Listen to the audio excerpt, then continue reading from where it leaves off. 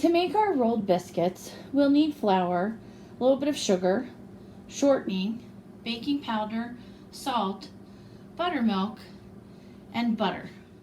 The equipment for our rolled biscuits includes a mixing bowl, a straight edge spatula, a whisk, a rubber scraper, measuring spoons. We'll need a pastry brush, dry measuring cups, liquid measuring cups, measuring spoons, custard cups, a pastry blender, a Wonder Cup, and a dough scraper. To begin making our biscuits, we're going to measure our flour into our mixing bowl, and I'm going to be making a double batch of biscuits. So I will need a total of 3 1/3 cups of flour. I want to stir the flour around, aerate it a little bit before I spoon it into the measuring cup so that it keeps over the top. Then I'm going to level it off. And I'm going to do that 3 times with the 1 cup measure and 1 time with the 1/3 cup measure. So there's 2 cups of flour.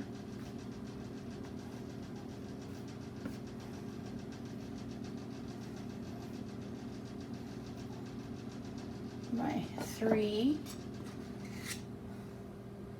cups of flour.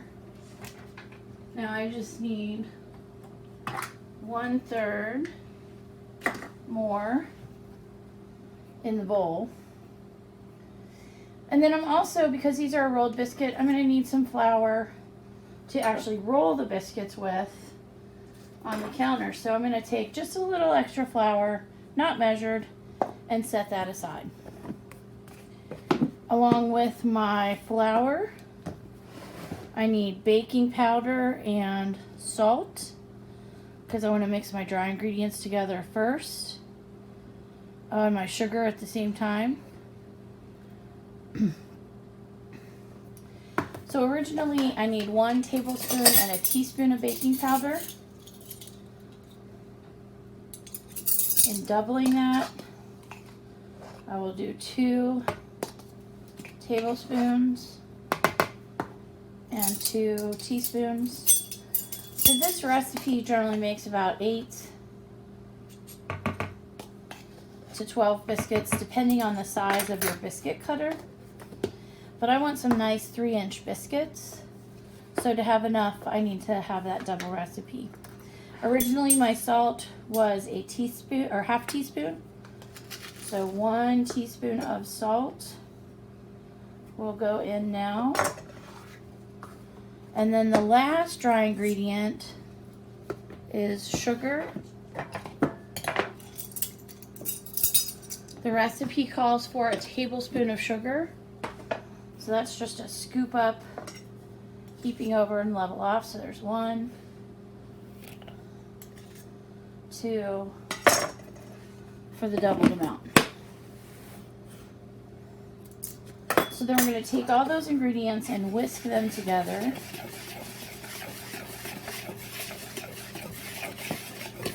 So they're well combined.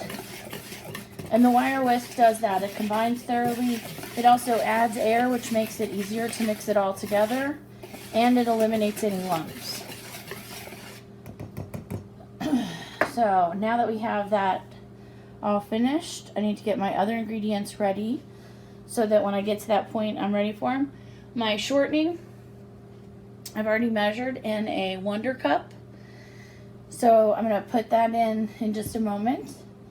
I'm going to measure 1 1/3 cups of buttermilk.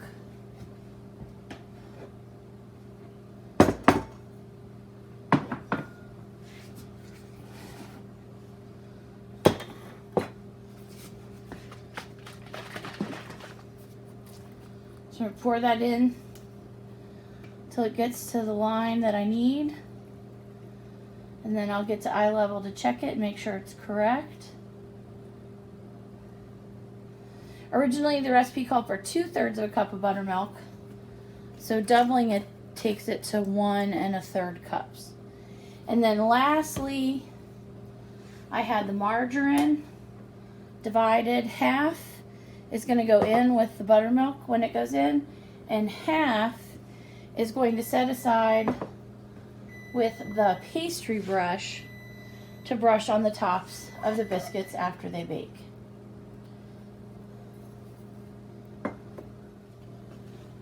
So now to my dry ingredient mixture, I'm going to add my flour, or excuse me, I've already got my flour in the bowl. I'm going to add my shortening, and that's what I love about the Wonder Cup. It cleans it off, gets it all right in the recipe so easily.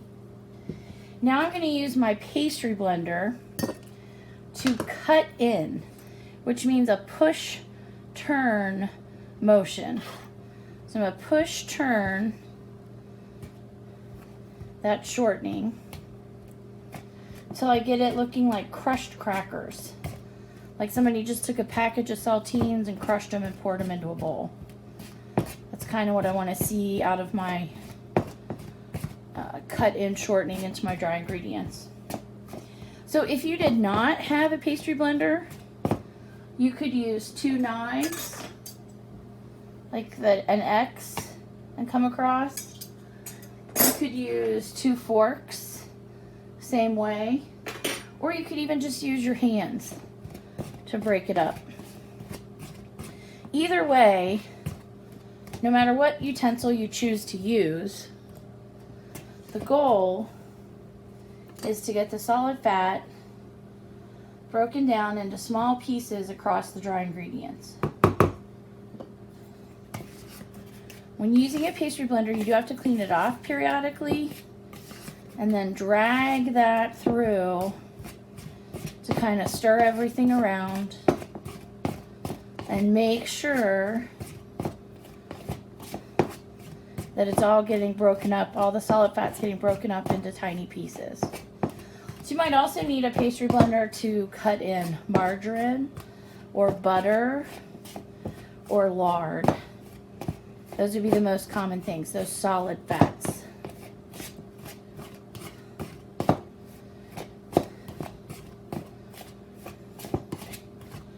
So you can see the consistency here has changed.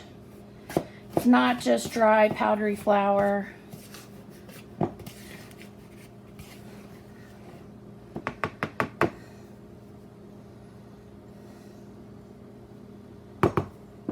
I always like to finish up with a good stir with the pastry blender.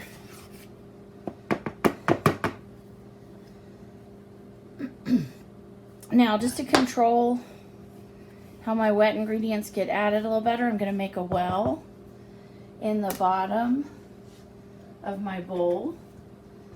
And I'm going to pour all of the buttermilk in.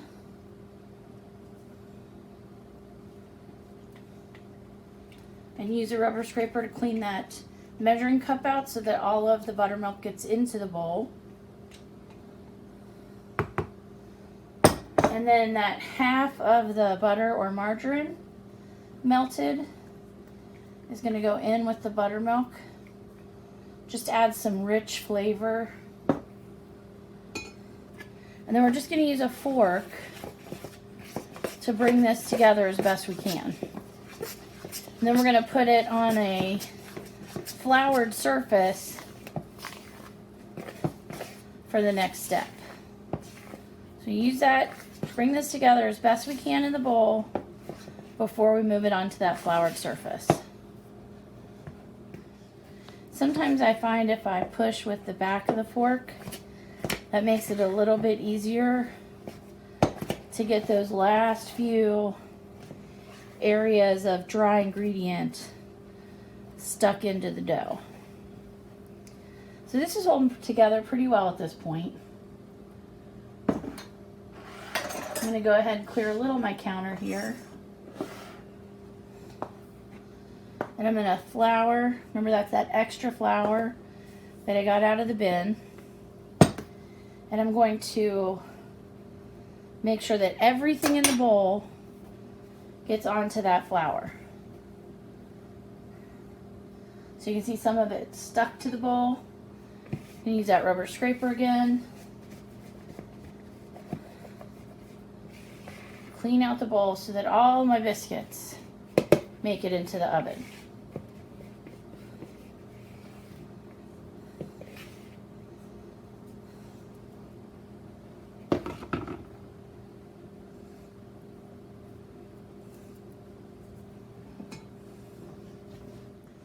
Now, to knead our dough, we push, we fold, and we turn 90 degrees.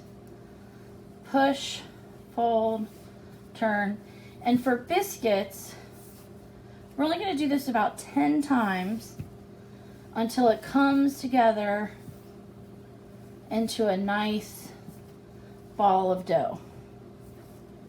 If we were making a yeast bread, we would have to do this step for about 10 minutes instead of 10 times. We don't want to overwork the dough because we want nice, tender, flaky biscuits, but we want it to come together. And I had already cleaned this counter just before starting. Just a little bit more flour, I think. So the dough has come together in a nice ball. Okay, I'm going to add a little bit of flour on my surface. Very see-through though, I want to keep it really thin. Extra flour will make tougher biscuits. And dough is greedy stuff. It'll take in all the flour that you give it. So I'm going to keep my flour thin. Now you could use a rolling pin at this point, but I don't like a rolling pin because I feel like the biscuit dough gets too flat. And we want it to have a little bit of height because that helps with that nice fluffy biscuit. So we want it to be about a 1/2 inch to 3/4 of an inch tall. And we're going to take our biscuit cutter and we want to re-roll this as little as possible, which means cutting the biscuits as close together as we can. So I'm going to cut my biscuits and we'll move those to an ungreased baking pan shortly. If these were a drop biscuit, they would need to go on a greased baking pan. But the rolled biscuits did not need the greased pan. So I'm going to take all of these scraps of biscuit and I'm going to gently knead them back together to roll more biscuits. Get one more out of this. And then I'm going to transfer these to a baking pan. I'll actually be baking in a small oven today. And what fits my oven best is a pizza pan. So I'm going to place my biscuits on here, depending on how I want the sides of the biscuit to turn out. If I want the sides to be nice and crisp, sort of like the top, then I'm going to place my biscuits farther apart. Personally, I like a soft-sided biscuit. So I'm going to place my biscuits pretty close together because what I want is that as they bake into each other, creating a soft-sided biscuit. I'm going to just place these on the pan. And again, remember it is an ungreased pan because it's a rolled biscuit, so it doesn't have as much moisture as a drop biscuit would. So knead this just enough to bring my dough back together. It's not really clinging to anything, so I'm not going to add any flour. I'm going to press it back to that 1/2 inch to 3/4. And I'm going to cut as many biscuits out of this as I can. And then if there's anything left, I'll roll that again. That last one's a little funny shaped, but it'll work. Now I have my biscuits all cut, set up for soft-sided biscuits, ready to place in the oven at 450 degrees for just about 10 to 12 minutes. We want to see a nice golden brown color, and we want them to be doubled in height to tell that they're done. When your biscuits come out of the oven, they should be doubled in height. They should have some nice brown color on the top. And that's when you're going to take your pastry brush and the other half of that melted butter or margarine and brush the tops of all of your biscuits. And then they'll be ready to serve. They can go with sausage gravy. They're great just with butter and jelly or apple butter, honey. However you like to have a biscuit. This is a superb biscuit recipe. I think you'll really enjoy it if you give it a try.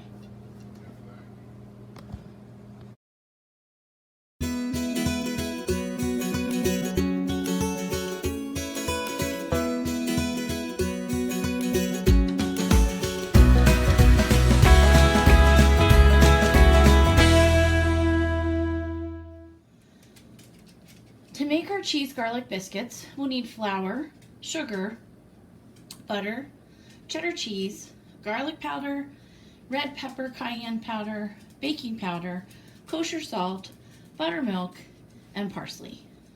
The equipment we'll need for our cheddar garlic biscuits, or cheese garlic biscuits, we'll need a mixing bowl, a whisk, straight edge spatula, measuring spoons, dry measuring cups, a wooden spoon, a rubber scraper, a fork, custard cups, and a cookie sheet and cooking spray.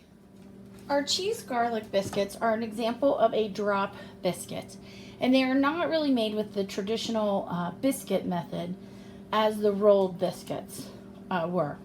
So some things are similar. We are going to whisk together the dry ingredients. So in my bowl here, I have my flour, sugar, baking powder, garlic powder, kosher salt, and I did opt to use the cayenne pepper. So I'm going to whisk these all together. And then I'm going to use my rubber scraper to push the ingredients aside and make a well. And that's just where you can see the bottom of the bowl. And then I'm going to set that aside. And I'm going to whisk together my buttermilk and melted butter. So we'll combine those two ingredients before we mix them into the dries. And that buttermilk clings a lot, so I want to make sure I scrape that measuring cup out so that all the ingredient gets into the recipe and the recipe comes out correctly. So I'm just going to finish. The colder your buttermilk, the faster it'll kind of start to firm back that butter back up. So I've got those whisked together. And now in my well that I've made, I'm going to tap off the whisk to get as much of that as I can in the bowl. And I'm going to pour those liquids in. Again, cleaning out that measuring cup with the rubber scraper.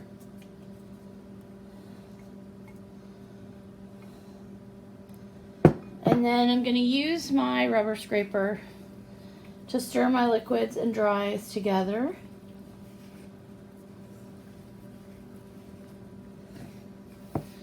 And just until moistened. I don't want to over stir, because I do want my biscuits to be tender. So the biggest difference between drop biscuits and rolled biscuits is that drop biscuits tend to have more moisture, which is why they require the baking pan to be greased, and usually rolled biscuits do not. Now that this has come together pretty well, before I finish mixing it, I'm going to go ahead and add my shredded cheddar.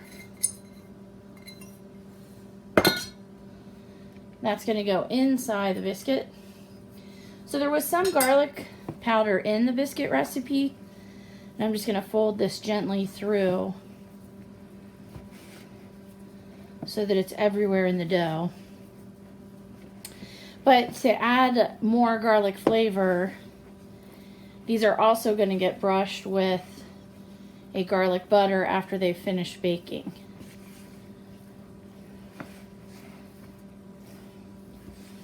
So we want all of that cheese to be incorporated into the biscuit dough. None of it to be loose in the bowl. Just gently fold it until it all comes together. So you can see that's the case here. And now we'll need to scoop this onto our greased baking pan. So I've sprayed my pan with cooking spray, and I'm just going to take a large spoon from my flatware, and I'm going to create about 10 to 12 biscuits,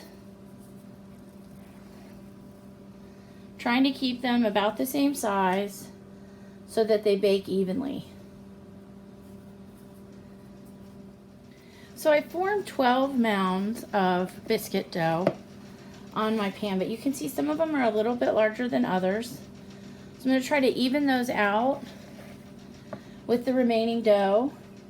I don't want to make a lot more biscuits than the recipe calls for, and I don't want to have quite a bit fewer, because the timing on the recipe is for biscuits that would be the size of 10 to 12 from the amount of dough that you make. So if you make a lot of smaller biscuits or just a few larger biscuits, you're going to have to adjust the time and possibly even the temperature. So again, we're trying to make sure that these are even, all close to this, pretty close to the same size. So I'm just adding little bits of dough to each one until I've distributed what I have left in the bowl. One last thing before I place these in the oven, if I see any peaks that are standing up, I'm going to press those down with wet fingers so that those tips don't burn. So now my drop biscuits are on their greased baking pan and ready to bake in the oven, the 450-degree oven, for 10 to 12 minutes. Now that our biscuits have finished baking, they're ready to have the garlic butter mixture brushed on the top. We're going to add a little fresh parsley to that. And then we're just going to make sure that some of that mixture gets on each biscuit till they're all coated.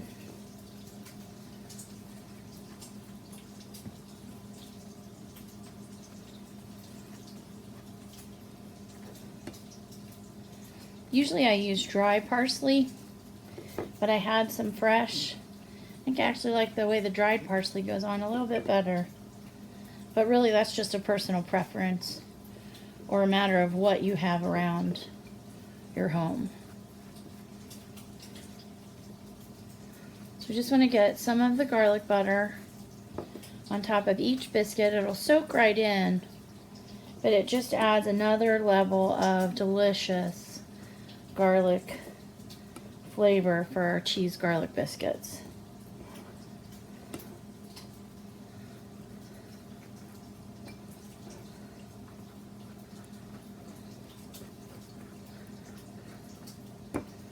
And then they'll be ready to accompany any dinner that you like.